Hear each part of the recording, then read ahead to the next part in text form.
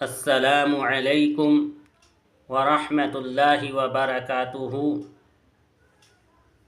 میں امین الدین شیخ اور آپ دیکھ رہے ہیں تبلیغ کا کام۔ دوستو، آپ لوگوں سے اپیل ہے، جو لوگ میرے چینل پر نئے ہیں چینل کو سبسکرائب کریں، بیل آئیکن کی گھنٹی کو دبائیں تاکہ میری آنے والی ویڈیو آپ تک پہنچ سکے۔ دوستو، آج میں جس ویڈیو پر ریئیکشن دینے والا ہوں اس ویڈیو کا ٹائٹل ہے دعوت اور تبلیغ کی فضیلت۔ حضرت مولانا پیر ذوالفقار احمد نقشبندی دامت برکاتہم کا یہ بیان ہے۔ دیکھتے ہیں مولانا اپنے بیان میں کیا فرماتے ہیں، اس کے بعد میں اس ویڈیو پر اپنا ریئیکشن دوں گا انشاءاللہ۔ ذرا ایک عجیب حدیث مبارکہ ہے، انس رضی اللہ عنہ اس کے راوی ہے، فرماتے ہیں کہ نبی علیہ الصلوۃ والسلام نے ارشاد فرمایا، الا اخبرکم ان اقوام لیسوا بانبیاء ولا شہداء، کیا میں تمہیں ایسے لوگوں کے بارے میں نہ بتاؤں نہ وہ انبیاء ہوں گے نہ وہ شہداء ہوں گے، یغبطہم یوم القیامت الانبیاء والشہداء، قیامت کے دن ان پر انبیاء اور شہداء رشک کر رہے ہوں گے۔ سبحان اللہ، کیا شان والے لوگ ہیں کہ وہ انبیاء نہیں، شہداء نہیں، مگر ان کو اللہ وہ مقام دیں گے، وہ اکرام عطا کریں گے کہ انبیاء اور شہداء ان کے اوپر رشک کریں گے بے منازلہم من اللہ عز وجل علی منابر من نور، نور کے ممبروں پر ہوگے، یکونون علیہا، قالوا ومن ہم، صحابہ نے پوچھے اللہ کے نبی صلی اللہ علیہ وسلم وہ کون ہوں گے؟ قال، نبی علیہ السلام نے فرمایا، الذین یحببون عباد اللہ الی اللہ ویحببون اللہ الی عبادہ وہم یمشون علی الارض نصحا، کہ جو بندوں کو اللہ کا محبوب بناتے ہیں اور اللہ کو بندوں کا محبوب بناتے ہیں، اور وہ دنیا میں لوگوں کو نصیحت کی بات کرنے والے۔ صحابہ اللہ عنہ نے پوچھا، اے اللہ کے حبیب صلی اللہ علیہ وسلم، بندوں کو اللہ کا محبوب بناتے ہیں، یہ بات سمجھ میں نہیں آتی۔ یہ تو سمجھ میں آتی ہے کہ اللہ کو بندوں کا محبوب بناتے ہیں، بندوں کو اللہ کا محبوب کیسے بناتے ہیں؟ نبی علیہ السلام نے فرمایا کہ وہ لوگوں کو نصیحت کرتے ہیں، گناہوں سے روکتے ہیں، یأمرونہم بحب اللہ وینہونہم یعنی اما کرہ اللہ فاذا اطاعوہم احبہم اللہ۔ تو جب بندے گناہ چھوڑ دیتے ہیں اور اللہ کی فرما برداری کرتے ہیں، وہ اللہ کے محبوب بن جایا کرتے ہیں۔ اب سوچئے کہ نبی علیہ الصلوۃ والسلام نے جن لوگوں کے بارے میں یہ بتلایا وہ آج امت میں ہمیں اپنی آنکھوں سے نظر آ سکتے ہیں۔ اس اکابر علماء دیوبند کے گروپ میں، جماعت میں آپ کو ایک کمزور سی شخصیت ملے گی، ذرا حالات زندگی پڑھ کر دیکھیے، کمزور سی شخصیت لوگوں کے دروازے پر جا رہی ہے، لوگوں میں روٹی کا سوال کرنے نہیں آیا، میں تم سے زندگی کا سوال کرنے آیا ہوں، میں تم سے وقت کا سوال کرنے والا آیا ہوں۔ کون ہے؟ میرا نام الیاس ہے، میرے دل میں اللہ نے وہی محبت ڈالی ہے، وہی غم ڈالا ہے۔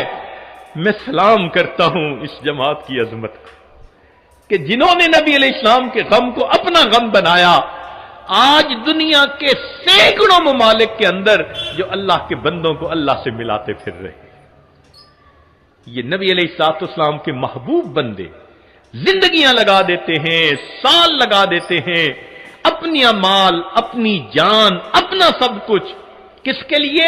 کہ اللہ سے اللہ کے بندے جڑ جائیں۔ کافر ہوتے ہیں ان کو مسلمان بنا لیتے ہیں، جو غفلت میں مسلمان پڑے ہوتے ہیں ان کو جگا دیتے ہیں، ان کو اللہ سے واصل کر دیتے ہیں۔ یہ ہے نعمت بھی اللہ نے اکابر علماء دیوبند کو عطا فرمائی کہ کہ نبی علیہ السلام کی اس نعمت کے وارث بھی یہی بنے۔ چنانچہ وہ علماء جو وعظ و نصیحت کا کام کرتے ہیں، وہ مشائخ، وہ داعی حضرات جو وعظ و نصیحت کا کام کرتے ہیں، وہ سارے کے سارے اسی خوشخبری کے اندر شامل ہیں۔ نبی علیہ السلام نے فرمایا کہ اللہ تعالیٰ ان سے محبت فرماتے ہیں جو اللہ کے بندوں کو اللہ کا محبوب بناتے ہیں اور اللہ کو بندوں کا محبوب بنا دیتے ہیں۔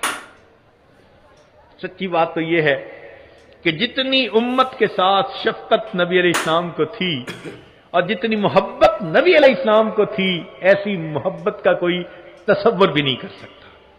آپ ذرا غور کیجئے، دنیا میں جتنی محبتیں ہیں سب غرض والی محبتیں۔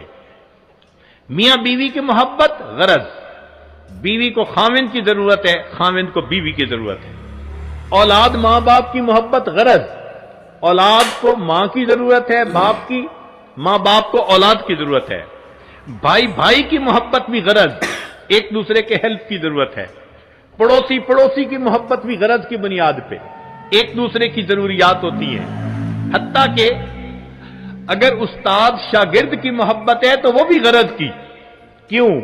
استاد پڑھا رہا ہے کہ مجھ سے اللہ راضی ہو جائیں گے، اور شاگرد پڑھ رہا ہے کہ مجھے علم مل جائے گا۔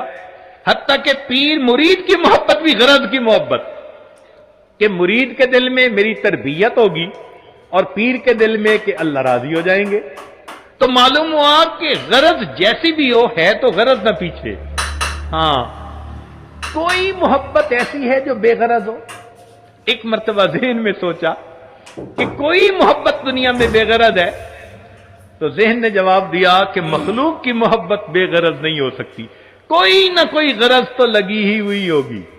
پھر سوچا کہ کوئی محبت، پھر ذہن نے کہا اگر دنیا میں بے غرض محبت دیکھنی ہے تو ذرا 1400 سال پیچھے چلے جا۔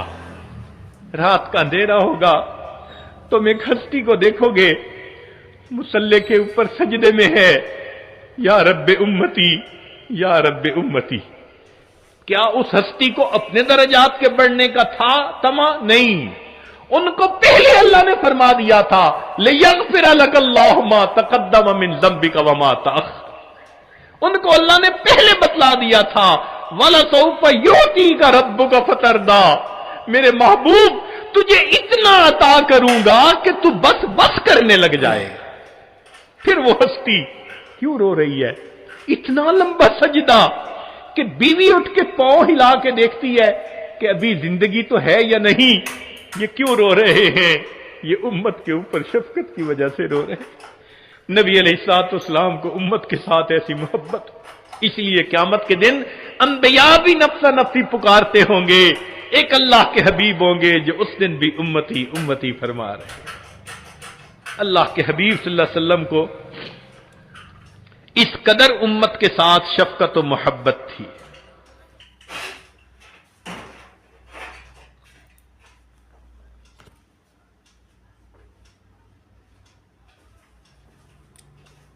تو دوستو، یہ تھا بیان حضرت مولانا پیر ذوالفقار احمد صاحب نقشبندی رحمۃ اللہ علیہ کا۔ بہت زبردست بیان تھا، حدیث کے ذریعے جو ہے دعوت کے کام کو سمجھایا کہ دعوت اور تبلیغ میں جو لوگ لگے ہوئے ہیں وہ لوگ بے غرض لوگ ہیں، ان کو کوئی غرض نہیں ہے، بے غرض لوگ ہیں اور بے طلب لوگوں میں جا کر دین کی طلب پیدا کرتے ہیں۔ کوئی ووٹ کا اور نوٹ کا معاملہ نہیں ہے، یہاں تک کہ کھانے پینے کا سامان بھی اپنا ساتھ لے جاتے ہیں، کسی سے کھانا بھی نہیں مانگتے، اپنا سامان، اپنے برتن، اپنے خرچے پر لوگ جاتے ہیں، کسی سے کوئی پیسہ بھی نہیں ملتا، اور جو ہے بے غرض ہو کر جاتے ہیں اور بے طلب لوگوں کے بیچ میں جاتے ہیں، دین اسلام کی دعوت دیتے ہیں، کلمہ توحید کی دعوت دیتے ہیں اور لوگوں کو اچھائی کا حکم کرتے ہیں اور برائیوں سے منع کرتے ہیں، خود بھی کوشش کرتے ہیں، لوگوں کو بھی اسی کی دعوت دیتے ہیں۔ تو